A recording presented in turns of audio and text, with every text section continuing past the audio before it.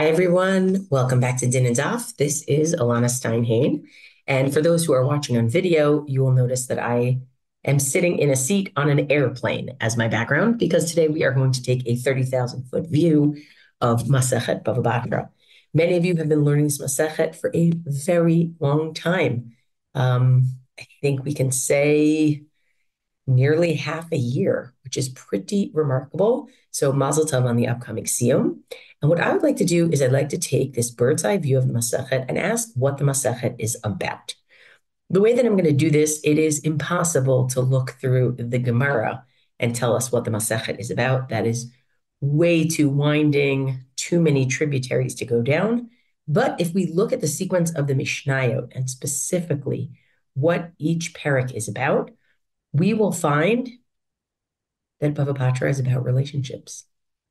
While we might want to focus on the financial aspect of Bava Batra, truly, I believe that the financial aspects of Bava Batra are actually a lens through which to view the way people treat each other.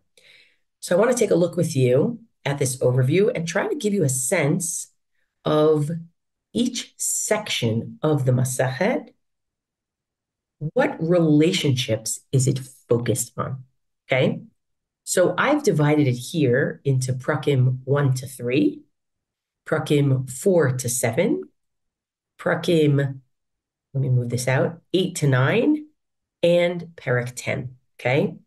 Now, prakim Aleph to Gimel are very much about the relationships between shutafin, people who are partners in something, in the ownership of property, shchenim, neighbors, people whose property abut each other.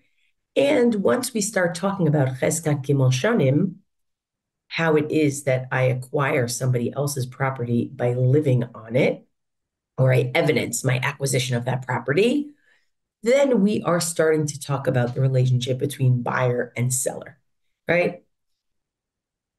In those relationships of partnership and neighbor and buyer seller, what we're really focused on is the use of property and what I would call your neighborhood, right? So when we go to Parak Aleph, we see that there are shared financial responsibilities among residents, right? So we're really talking about people who share a property together.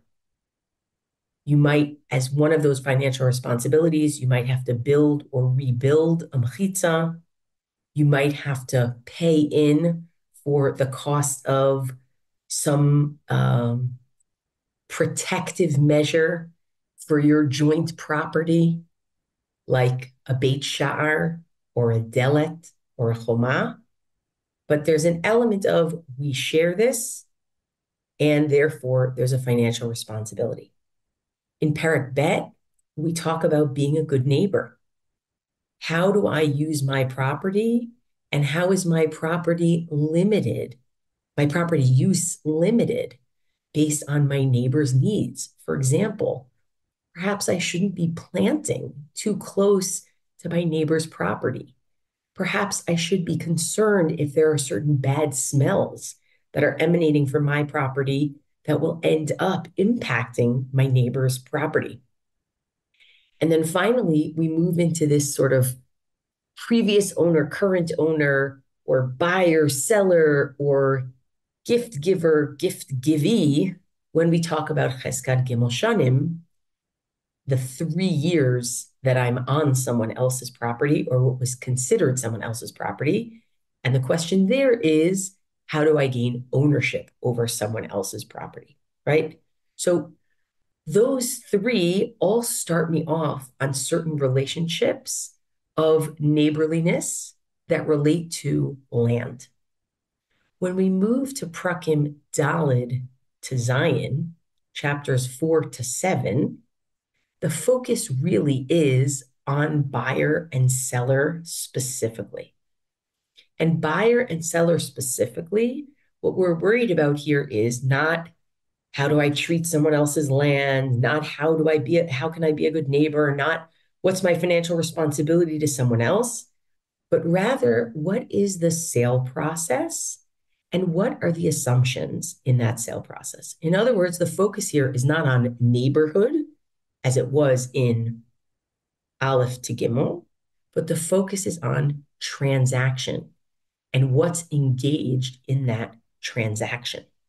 So when we look at this relationship between buyer and seller and what's assumed in their transactions with each other, we'll notice that there's kind of a chiastic structure, like an A, B, B, A structure from 4 to 7, because the bookends, Perek Daled and Perek Zayin, they both start with a conversation about land and acquiring land. And Prakim Hey and Vav start with a conversation about buying non-land, okay? So let's go through it. As we're doing the relationships between buyer and seller, in Perek Daled, we start with when you sell land, such as a bayit, such as a chatzer, such as an ear, such as a sadeh, what is presumed or assumed to be part of that sale? What aspects of that land area are included and what's excluded? When you go to Perek Hey, we start talking about that same question. When you sell something, what's included? But instead of talking about land, we're specifically talking about non-land. We're talking about selling a sfina, a boat. We're talking about selling a behema, an animal. What I find really interesting is that you even find the sale of ilanot, of trees, but specifically a case where you only bought 2 trees, so the land around it is not included. Perek Chamishi, the 5th perek, also adds something to the conversation. Rather than looking atomistically just at what's assumed in a transaction when you sell a house, when you sell a city, when you sell a field, when you sell an animal, when you sell a boat, when you sell a wagon, it actually gives you some big ideas about the transactions and the expectations. So it offers you, for example, Arba Midot B'mochrim. There are 4 different ways that a transaction can go down, as it were. One in which the seller can renege because of something, one in which the buyer can renege because of something, one in which neither of them can renege, and one in which either of them can renege. So that's also giving us sort of big ideas, assumptions. Additionally, this perek starts to talk about at what point is the sale complete, right? Meaning, at what point does the new owner bear financial responsibility, right? So the assumptions of transaction. When we move to Prakim Vav and Zayin, instead of talking primarily about what's included in a sale, it starts to talk about measurement and use. So for example, what's considered a rounding error when you sell fruits? And what I mean by a rounding error might even be you assume that some of the fruits are just going to be bad. What's the number that you assume, right? And the use question is really interesting because it's possible that you as a buyer and I as a seller do not leave this transaction as completely separate people. It's possible that actually in some ways we become neighbors, which takes us a little bit back to Prakim 1 to 3, but we become neighbors because there's something that I own that I can only get to through your property, right? So what are the assumptions? This sort of goes back to Prakim 4 and 5. What are the assumptions in terms of what's included in what I sell you? It's also what are the assumptions in terms of my use, that like how exclusive is the use of all of your property if I can only get to my property in a certain way. And Perek Zayin also talks about measurement, but goes much more into the question of measurement of land. How do we measure using a rope? What if you give too much? What if you give too little? Can you say, I'm giving this to you more or less, and therefore it creates different assumptions around measurements. But suffice it to say, Perek 4 to 7 focused on the relationship between a buyer and a seller and focused on the assumptions of their transactions with each other. Okay. Now, I think you could argue, by the way, for putting Parak 3, which was about Cheskat Gimel Shonim, into either 1 to 3, which is sort of about neighborliness in a way, or in 4 to 7, which is about transactions. And I think that's actually why Parak Gimel is a very good transition from Prakim 1 and 2, which are clearly about neighborliness and partnerships, to Parak 4 and 7, where it's so clear that there's a buyer over here and a seller over there. And Cheskat Gimel Shanim, in the middle, number 3, chapter 3, sort of has this element of, well, are we partners in this land? Like for the first 3 years, for the first 15 months, 16 months, who really owns it? You own it, but I'm on it, right? So we share the land, but also there's a buyer and a seller, or a giver and a givee, or a giver and a recipient, right? So it's really interesting to see the way Cheskat Gimel Shanim is a really good transition between, the relationships of neighbors and shutafin to the relationships of a buyer and a seller. When we get to Prakim 8 and 9, we actually start to get to a different kind of relationship. Instead of talking about a relationship that is primarily defined by, where you're living, neighbors, proximity, or what financial transaction you're going to make, the relationships that are defined in Prakim Chet and Tet are relationships of family, right? The family relationship, meaning parents and their children, husbands and wives, siblings among each other. And because that is the topic and it's inheritance, and that's really the focus, what we also get in there is kind of two other subsets, which are really interesting. One is a subset of family. There's actually a conversation about sivlonot, when people are expected to get married and a gift has been given to the in-laws. That's not inheritance, but it is a family kind of relationship, something that comes because of family. And you also have a second subcategory, which actually is not family, but it's just about the relationship to someone who's dying.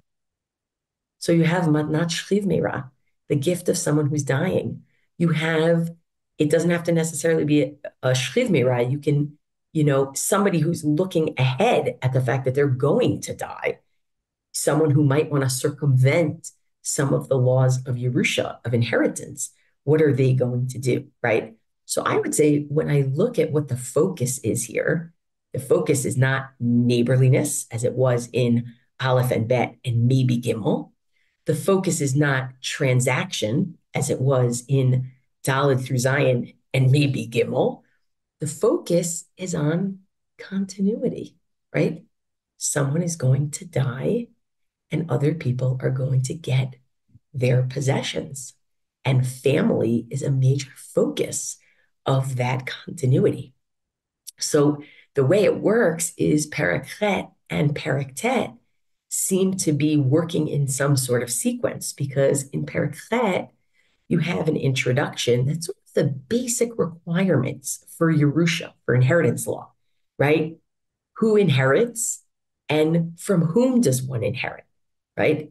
A basic conversation about the possibility or impossibility of getting around inheritance law, right? That's like a basic welcome to inheritance law, right? Then in Perek Tet, you have contested or divided inheritance, right? We start talking about sons and daughters, the sons being Yorshim, inheriting, and the daughters being Mizonot, getting food. What happens off the estate? What happens if there isn't enough to go around? We talk about what happens when older sons are doing business with their Yerusha. How does it impact sons who are still minors? We have this wacky, almost like Wizard of Oz-like situation where a house falls on people and their two relatives, and The respective yorshim of those relatives each argue about who died first, and therefore which of them should actually get the Yerusha, right? Contested and divided inheritance. You also have matnat shriv meira, which matnat shriv meira, I think in some ways, it's not contested and divided inheritance, but it's actually divided possessions, right? Meaning the possessions that aren't going to go into Yerusha because they've been given, right? So we continue along this route of the relationships, the first two prakim at least about neighbors, prakim 4 to 7 about a buyer and seller, para gimel, a little bit of both. Prakim 8 and 9 about family and a relationship to someone who's dying. We also have the change in focus. Prakim 1 to 2, maybe 3, the focus is on neighborliness. Prakim 4 to 7, the focus is on transactions and their assumptions. Prakim 8 to 9, the focus is on continuity or discontinuity, as the case may be.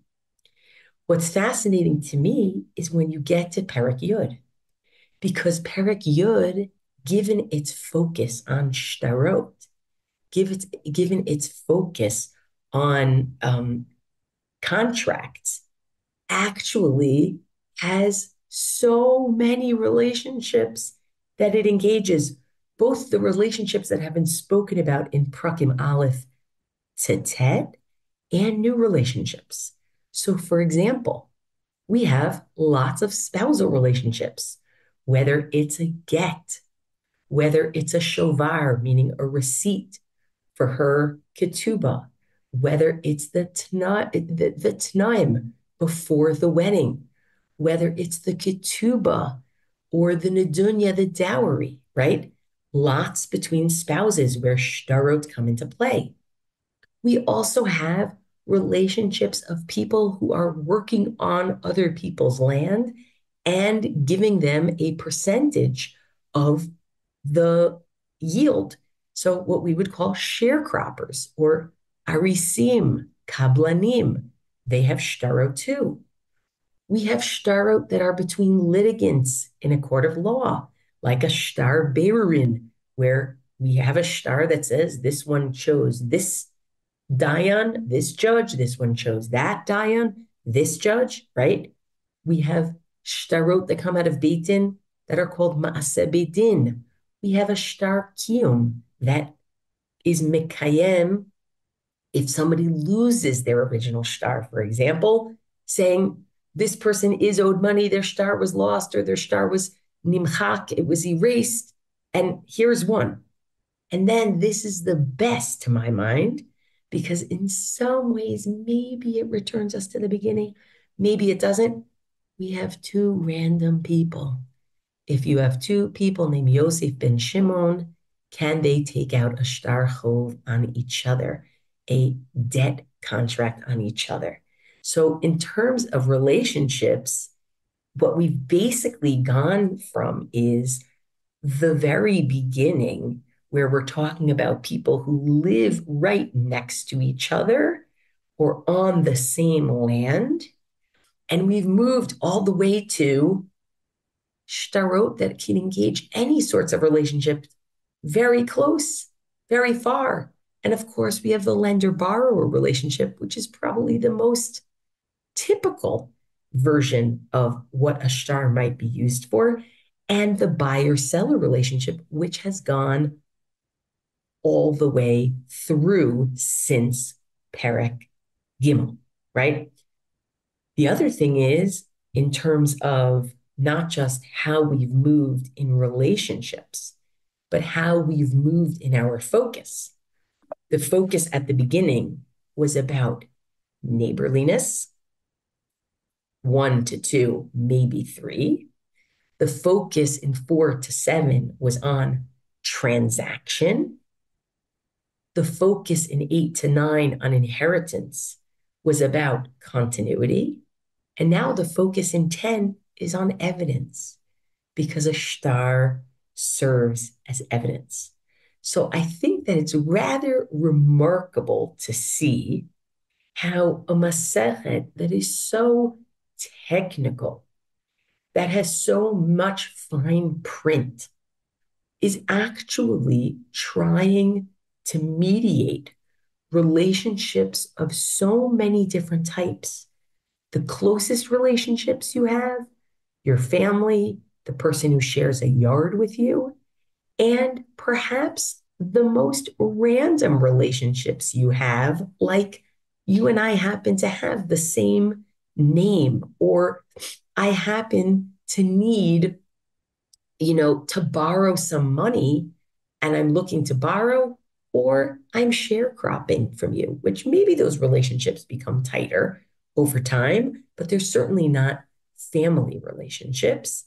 And it's also intriguing to see that not only has this very technical Masechet taken us through fascinating relationship mediation, but it's also taken us through different aspects of and dimensions of the need for mediating relationships, specifically, I would say, when finances are at stake, right? We have the issue of, well, we're living right next to each other, we're each paying.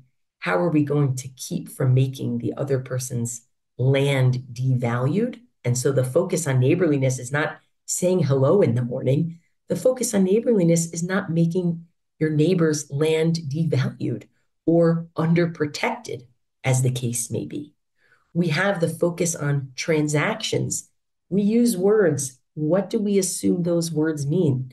We make agreements. How are we going to avoid the pitfall of, well, when you sold me that house, I thought it included X, but you didn't think it included X. So how are we going to set some expectations? I open up what I bought and I see that a tenth of what I bought is rotten. Is that something that I have to accept on myself as a responsibility as the buyer now? Or is that something that you as the seller have to be responsible for? Right? So also that question of what's assumed in transaction. Then the question of continuity. When we're talking about finances, we're not talking about continuity. Are your kids going to, follow your legacy? We're even talking about simple financial continuity. People earn money, they buy possessions. What happens to them when they die? What happens to those possessions financially, and how are relationships often impacted by those decisions, right? It's literally all right in there. And then finally, we get to shtarot and we say, okay, it's one thing to try not to devalue your neighbor's property. It's one thing to focus on the expectation of a transaction. It's one thing to work on continuity from one generation to the next, or it's even within the same generation, but from the dying to the living. But for all of this, because we're talking about money, we need evidence. And if we were talking about personal status, we would also need evidence. But the point is, we're talking about something that is a very tangible and valuable commodity. And we need evidence in order to maintain those relationships the way that they should be maintained. So true, Masechet Bava Batra is not going to give you the touchy-feely parts of relationships. It is going to give you how Halakha is trying to set up a system so that relationships can stay intact, professionalized, and with expectations that are reasonable. I hope you really enjoyed your learning of Bava Batra, and I wish everybody Mazel Tov on their upcoming Siyum.